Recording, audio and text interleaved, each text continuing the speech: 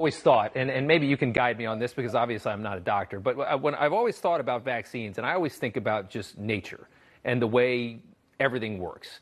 And I feel like a vaccination in a weird way is just generally kind of going against nature. Like, I mean, if there is some disease out there, maybe there's just an ebb and flow to life where something's supposed to wipe out a certain amount of people, and that's just kind of the way evolution goes. Vaccines kind of stand in the way of that. Do you follow what I'm saying? Does that make sense to somebody in medicine?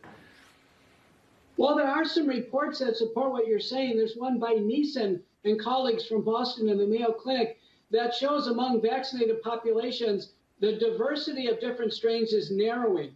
So it's going to be fewer numbers of strains. Right now in the United States, we're about 40% UK variant or the Alpha variant, and we're about 30% now Delta, which is the Indian variant. They get progressively weaker, but the diversity is changing with vaccination. And I think probably the best way to think about it is vaccines really ought to be targeted to protect the highest risk individuals. A young person like you, if you got COVID, it's very easily treatable. You get through it. Natural immunity for sure is superior.